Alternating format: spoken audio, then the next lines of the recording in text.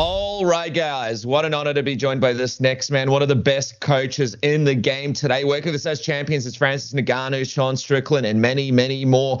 You know him from his amazing work at Extreme Couture. And he joins us here today, kind enough to join us on a weekend. Actually, thanking you heaps, man, because you're joining us from your parents' house. You popped down there for a bit of a lunch. We had some tech issues, and you were kind enough to factor us into your Sunday schedule, dude. Eric Nicksick, thank you so much for joining us here on Submission Radio. Welcome to the show. Well, my pleasure, guys. But I owe you guys one. I was a little late last time we had an interview set up, so I felt awful. So I had to do whatever I had to do to make sure this happened. Appreciate it, man. Hey, these things happen. It was fight week. You were with your fighter, so we totally understand. And then we had to shoot off to work, so it was one of those ones, dude. So let me just wrap my head around this. So is this typically the kind of t-shirt you wear when you go have lunch at your mum's house? Yeah, my mom's a psycho, so she loves Sean Strickland. Yeah. She wouldn't expect anything less out of me than wearing a shirt of Sean. So she's one of his biggest fans. When was this photo taken, and when was this t-shirt made? Actually, I took this photo of Sean. This is after sparring one day. Wow. It's a couple years ago. So I took the photo and just sent it over to my shirt guy. I was like, yo, can you make this a shirt? And he's like, dude, done. So he sent that over to me, and they actually use this for his YouTube channel now. Yeah, that was after one of his days of sparring. So I was like, bro, you look like Kratos from God of War. So I wanted to take a photo, and then, I have a bunch of shirts with all my friends on it.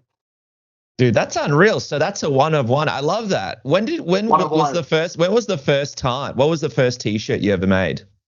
I have a couple of them. I have the one of Francis where he's standing like before he left for Morocco, actually. One like that, the famous one that we've all seen where he looks like a little kid wearing jeans and like a Nike t-shirt or Adidas, whatever, standing in the hallway. So I have that shirt.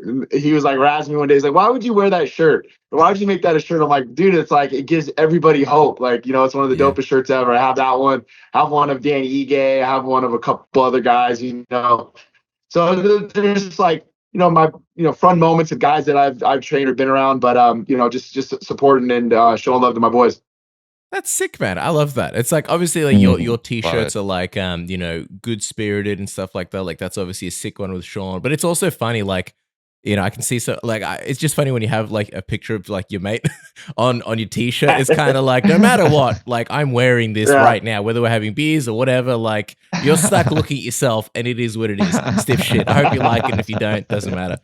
Yeah, definitely. I've had a lot of people offer like good money for this shirt, and I was like, no, it's one of one. I'm not even making another one. So what did Sean say? Chris Curtis has the other. I made two, so Chris has got the other. So it was good. What did Sean say when he saw it on a t-shirt first time? Well, of course, like, his manager loved it. So his manager's like, I want that picture. Let's make some shirts. I'm like, no, bro, it's one of one. That's what I'm doing it. Oh, man. Well, dude, like, so we're a little bit in the future. I think it's Sunday for you, but it's Monday here. So fight week has begun. We can officially say that. How pumped are you, and how's the training camp and everything sort of been going as another fight week, man? Another fight week with Sean Strickland, no less. Yeah, I'm so excited, man. It's like, the last fight we had was Kai Kamako. It was in Chicago. Then we had back home time to train and everything else. But, we're so repetitive with our weekends, man, where there's fight after fight after fight. It was nice to kind of have a little time at home and then work with the guys in the room. But that vibe, that fight week vibe is back, man. Like, go home, pack up, be ready to go. We're going to have practice tomorrow on Memorial Day, jump on the plane on Tuesday. And then that fight week vibe, there's nothing like it. You can't match it. It's nice when you travel too, guys, because like when you're in Vegas, it doesn't feel like an actual fight week because your life stays the same. You're still at the gym, you're still training, you're still doing everything normal, but then you have a guy fighting, so then you're almost adding to your plate. So getting out of town is always a nice feeling, and I'm excited to get out of here. Yeah, it's good. You can switch your mental game quickly. Like even when we cover events, if it's in Melbourne, for example, it's harder to like, not spend time with your family basically and have to focus on what you have to do. Is it weird for Sean not to be on a crazy back-to-back schedule for once? I mean, I would probably guess that we'd be accurate in saying that he prefers the short notice back-to-back camps rather than sort of waiting it out and having to wait for this feeling of fight week to happen. Yeah, but he does such a good job of staying active in the gym that I think it keeps his mind occupied, and that's the main thing. But then when he's in the gym, he's always like, I got to get a fight, and his training will be a little different. You can feel him being more of a, I guess, a helping hand in the room when he doesn't have the fight, and he's kind of more coaching guys. But when it's his turn and he's in camp, he tells the guys straight up, it's like, yo, dude, this is my last week. We're going hard, or this or that. So you can feel a change in his demeanor depending on where he's at in camp. But it's always nice when Sean is actually in there and being a teammate and helping coach the guys, because the guys love it, man. Like Dan Ige was telling me, before his last fight, he's like, man, I think I want Sean in my corner. Like, this dude's intense, So it's always good having him in coaching mode as well. That's sick, man. All right, so here's the thing. Obviously, he wins the belt. He's a champion. Then he loses it in a very, very close split decision. There was that period where we didn't know, like, are we getting the immediate rematch or not? Sean was obviously campaigning for it. How did we land on Paulo? How did this actually come about? I think availability. To be honest with you, I think Paulo Costa is one of those names where the guy just recently fought, but not recently, but he's fought for a title in the UFC. He's an upper echelon middleweight, and I think it just became a booking thing. Was it going to be Whittaker, Khamzat, Paulo Costa? Whittaker and Khamzat got booked, so by process of elimination, Paulo Costa. But again, he's a dangerous opponent. He's a guy you shouldn't take lightly at any capacity. He can put your lights out. So we take it very serious. It's a fight that Sean should win, but needs to win, and I think he needs to do it emphatically to put himself in a position for another title opportunity. I know, obviously, like, Rob did get booked, with Khamzat, but obviously there would have been a period where he wasn't. No one was booked. Why not Robert Whittaker? Did you guys ever think about that? Did you guys ever think, like, why not maybe do, say, Paulo and Khamzat for the first Saudi Arabia card, just because that, that's a big fight as well. There's beef there and stuff like that. Why not maybe Robert Whittaker and Sean Strickland, just because he's gone from being the champion to now, fighting a guy who's just, a little bit lower in the rankings? No clue, to be honest with you. I mean, that we're at the mercy of the UFC and what they want, what they need. So we make ourselves available. We've never said no. We haven't turned anything down. But I think they have their idea, their plan of what they want to do with Khamzat and or Whittaker. They probably have their plan what they want to do with Sean and Costa. So I think the way this shakes out, depending on the way Dricus and Izzy, I'm assuming that's the fight they're going to make. How that shakes out, it really puts Sean right back in the title contention because of the backstory with whoever the winner might be. Obviously, I think Izzy would want that rematch, and I think Dricus. Last I saw Dricus, he was telling me they were offered up the rematch with Sean, but the UFC had other intentions. So it puts us right there, and our job is to go win the fight. That's the only thing that we can control right now.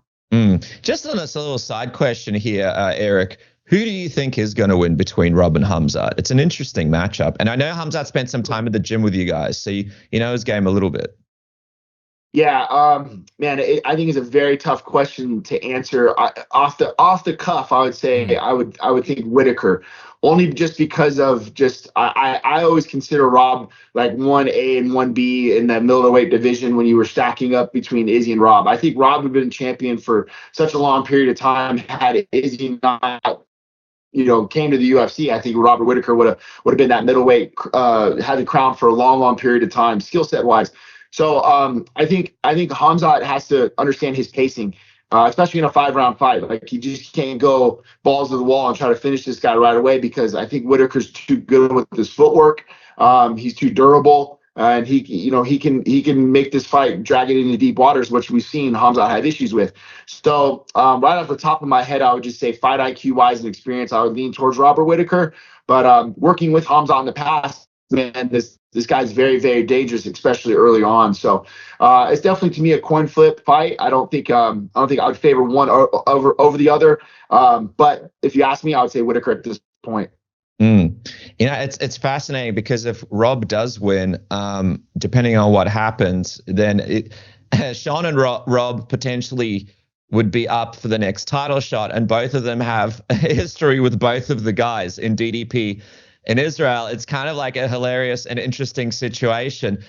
From your perspective with Sean, is there someone that you would prefer to rematch more? I mean, he had that super close fight with DDP, But then obviously he had that epic performance against Israel. So from one end, it's like, hey, can we do this again? Could we beat Israel again if he does become the champion again? On the other hand, it's like, hey, can we get this one back with DDP because it was so close? Do you know which one you guys might want to prefer, depending on who the champion is? It doesn't really matter to me. I think you can make a claim for both, but in my opinion, in the way the situation is now, we lost to DDP. So with that being said, that's the guy I would want to fight. That's plain and simple. I want to try to get that one back. Obviously, we had a great fight versus Izzy. It wasn't very close. People can say he had an off night, this or that, but the fight between Dricus and Sean was razor thin. It was razor close. So yeah, I would like that opportunity back. Yeah. Let's say all goes to plan, and obviously the goal is that next title shot. Who do you think will be champion? It looks like it's going to be Israel and DDP next potentially. Who do you think is going to be holding the belt? When things come around for Sean and the next title shot comes. Yeah, flip a coin. Yeah. Really, I think a lot of people, myself included, were dismissing Dricus for the Robert Whittaker fight. I was not dismissing him when we fought him because I saw what he's capable of. And I sat down and, Dricus and I, we talked, man. He's cool. Like, I like the guy. I think he's earned his right to be the champion. He's very smart. His growth, his maturation, what he's become. I'm in a lot of ways, man, I'm happy for him. And I think he's starting to understand the reasons why he does things within the striking game. That was part of the conversation him and I were having. So just seeing his growth, I think that a lot of people underestimated it. But now, he does have the belt. He is the champ for a reason, and I think people should take notice of that. I think he does pose a certain risk versus Izzy that I don't think I don't want to say Izzy is underestimating, but I in talking to him a little bit of X's and O's, I was like, oh, I like your approach to that. So, and I also like to see Izzy come back, man. I think the division's better when Izzy's in it. I think the sport's better when Izzy's in it and he's at the top of his game. So, you can make an argument for both, whoever wins that fight, but I would certainly hope people aren't dismissing Dricus and his skill set now. And he's also a great singer as well. I don't know if you saw him on that show, but he was singing under that mask and he killed it. So this guy can do everything. Dricus. Dricus, great singer. So yeah, he can't paintball though. He can't paintball for shit. There it is. The truth comes out. I gotta ask as well. I know, like, we'll talk about the Paulo Costa fight in just a second, and hopefully things go to plan and Sean comes out unscathed. But if things do go to plan, would you guys be interested at all in potentially being a backup or being a part of this Perth fight at 305? I mean, it looks like DDP and Israel is locked in, but in the very off chance that it isn't, would you guys be open to potentially jumping in last second and flying all the way back to Australia? But I would love having you here, coming to Perth this time and potentially fighting again on a quick turnaround. Well, it looks like I'll be out there anyway with Casey O'Neill. So, whatever the bosses want to do, I'm in, man. I've flown to all corners of the world for this stuff. So, to me, it's nothing. If they want us to do it, we're in. And, that opportunity happens. We've seen it. We've seen people step in as the backup. So make yourself available. But, for Sean, it's a long trip. It's a weight cut. It's this, it's that. So we'll see what he decides on. But we got one more step ahead of us on June 1st. Yeah, which is obviously Paulo Costa. What do you make of the Paulo Costa you've seen of late? Because obviously, he had a massive sort of come up, and then there was a period where, like, he didn't fight as much as he wanted, and he didn't fight as much as a lot of people wanted him to fight, and people weren't sure what to make of him coming to the Robert Whittaker fight. But he looked phenomenal in that fight. It was a losing effort, but he looked great, and it looked like his weight management is arguably better than ever. What do you make of this? I don't know if I'd say a resurgent, but like this current Paulo Costa we're seeing at the moment. I'm with you, Casper. I feel the same way. I really do. I think he looked great against Luke Rockhold. People were questioning, myself included, like, hey, how was his cardio going to hold up with that fight being in Salt Lake? I thought he looked great in that fight. I thought he looked great in the Robert Whittaker fight. He lost round one all the way up until the wheel kick where he almost finished the fight. I think that actually swayed some of the judges to give Costa that round one. And then, he was in the fight the whole entire time. It wasn't by any means did he get washed. And like I said earlier, I think Whittaker is one of the best in the division. So, you can't take that like as although it was a loss, I think Paulo Costa showed a lot in that fight. So we take him very seriously, man. And you should, everybody should, and he's being more active. I think that's even better for him. So he's staying in the gym, and he's fighting more often. So which I think is also important. It's interesting as well, style-wise, right? Because Sean, he likes to control that octagon. He comes forward a lot. And Paulo Costa, he does that as well. And he does it in a way where he tries to create that control early in a way to sort of create momentum for his fights. You notice when he starts moving backwards is when things go as well for him. But when he's moving forward and he can get people on their back foot, seems like he starts to have some success. The thing here is, though, Sean Strickland doesn't go on his back foot. So how does this fight look like on the feet when you think about it? Yeah, no, you nailed it on the head. And that's, primarily a lot of our game plan is if you go back and watch a lot of Costa's finishes, and where he thrives his best is when he puts people on the barrier, that backs them up to the cage, and that to me is a very important part of our game, is to not only don't put our back to the cage, but keep him on his back foot. So that means we have to be inside. We have to be in boxing range, man. I think Costa has dynamic, fast switch kicks. We saw the one he hit Robert Whittaker with. His switch kick comes super fast. His right head kick comes super fast. So I don't really care to be in that BC range. I would like to be in the A range, which is that chest to chest, which in tune, like just being in that range alone, you're going to be moving guys up to the barrier or fighting real close quarters. So, it's going to be up to us to kind of dictate that pace and keep it where we want to fight. And that's part of the game plan.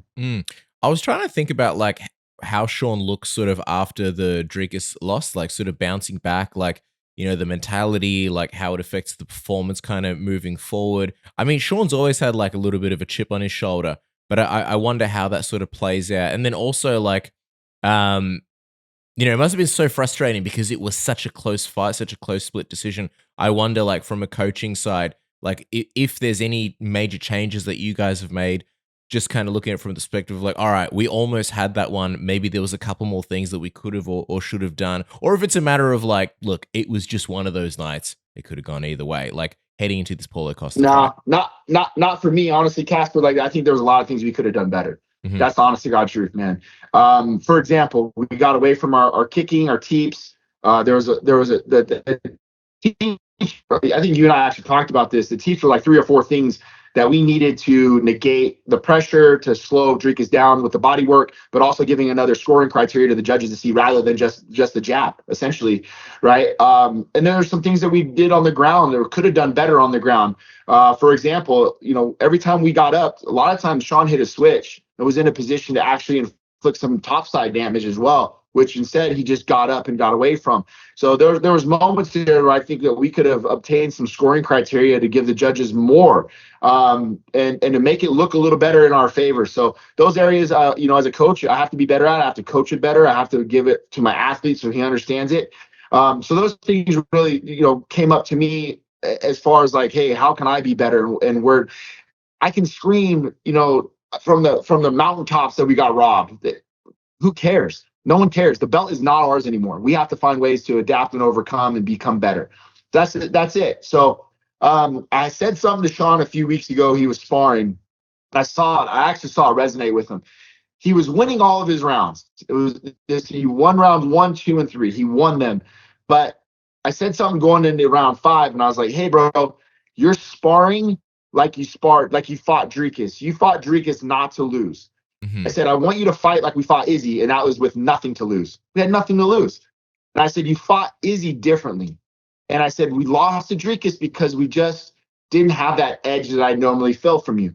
And so rounds 4 and 5, he ended up beating the crap out of the last 2 guys, and that's what I want out of him. I don't want to just leave it to the judges' imagination on what they feel is, the scoring criteria that they feel is right for that day. I want him to put a stamp on dudes and make sure that there's no question who's winning these rounds, Yeah, and I was going to say, do you think, especially like with Paulo Costa and like the way when he brings it, he really brings it, and the way that Robert Whittaker fight went, like I really could have seen either guy get their hand raised. Do you think that what you just said is kind of like almost the X factor or the key to this fight going your guys' way?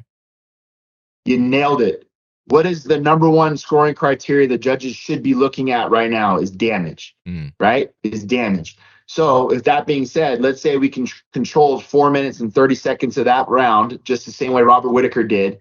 And then you get hit with one big shot, a spinning wheel kick, just like Paulo Costa landed on Whittaker. The round got swayed immediately over to Paulo Costa by, I think, 2 of the judges, right? So there's an importance to learning, understanding your opponent and the way the judges are scoring these fights nowadays. Think of us anecdotally, okay, we can jab this dude up for 4 minutes and 47 seconds and he can land one shot that can ultimately wipe that whole round away, you know? So we have to be careful. We have to understand that Paulo Costa is dynamic and he's predicated on that 1 or 2 big explosions and big power shots. We just can't be there for those. Man, I can imagine those 2 guys that were left in the sparring session after you said that to Sean. They would have been like, "Thanks a lot, coach. I'm gonna die now." imagine the t-shirts off their faces. Coach. Thanks a lot. Let's say goodbye. Let me call my family. No, it's a great point, man, and that's why you're one of the best in the game. Those adjustments and those things that you notice, it's actually not something that most people do. So it's really, really good insight that you've given us. As we finish up, man, What is your prediction for this one? Sorry to interrupt. Just quickly before we get to this prediction, I've got a prediction of my own, which is basically by the end of this episode, by the end of this interview, everybody listening, every man listening is going to have the smoothest sack on the cul-de-sac, thanks to our good friends at Manscaped, who look after your, well, call them what you want them, the knee knockers, the golden nuggets, the thigh slappers, but our good friends at Manscaped, they call them the boys. As we've said many times, not every man has children, but every man is responsible for their 2 boys below their waist. And when your little guys have more hair than they need, trust Manscaped for all your grooming dreams. Introducing the Lawnmower family, including the Lawnmower 3.0 Plus, the 4.0 Pro, and the 5.0 Ultra. No need to be scared when you go shaving and grooming below the waist. Manscaped have you covered because they're shavers have the skin-safe technology. They've also got the LED lights, the waterproof features, the travel lock, wireless charging for the 5.0 Ultra, everything and more. They've also got a bunch of phenomenal smelling products as well to keep you smelling fresh and A1 downstairs. You get the cheeky 20% off with the code submission and free shipping. Isn't that right, Dennis? That's right, man. And you get to support the show as well. Another way you can support the show is by checking out NordVPN. It's the best VPN in the game today. You guys can click the link below. Just go to nordvpn.com/submission to get this incredible offer. You basically get up to 70% off 4 extra months on a 2-year plan. And by the way, you guys can try it today with Nord's 30-day money-back guarantee. Best VPN in the game. 1 Nord account can be used up to 10 devices. It's premium cybersecurity for the price of a cup of coffee per month. But if you don't have it on, trust me, it's going to cost you a lot more. You don't want people jumping into your phone, taking your passwords, credit card information, and all of the other stuff, all the secrets hidden on there. NordVPN's threat protection feature will protect you from viruses, malicious malware, phishing sites. And don't forget about the fact that you can access all geo-blocked content around the world. You have access to all the best videos, all the best movies, all of the best episodes of all your favorite TV shows, sports programs, fights, whatever it is. Thanks to NordVPN, it has you sorted. So just jump on to nordvpn.com/submission or click the link in the description below. This deal is limited. It's not going to be around forever, so jump on it now while it's still available. NordVPN, best app, best VPN, best in the game, and big thanks to everybody who's used it to support the program. But Eric, as we finish up, man, what is the prediction? How do you see Paulo and Sean going at UFC 302? 2 guys like to come forward. A lot of people thinking this might not go the distance. The 5 round, I think, definitely favors us. And that's the mentality right now, is to try to drag this dude into some deep waters.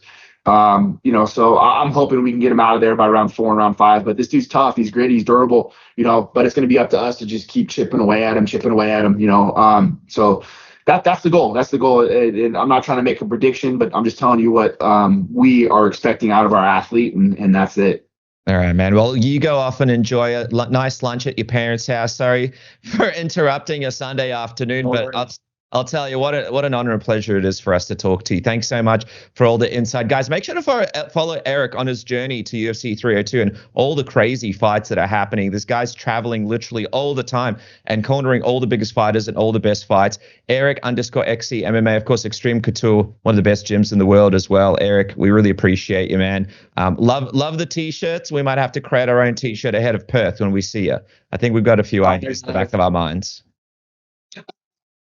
Always great talking to you guys, man. Have a good week. Thanks, Eric. Lots of love. Bye.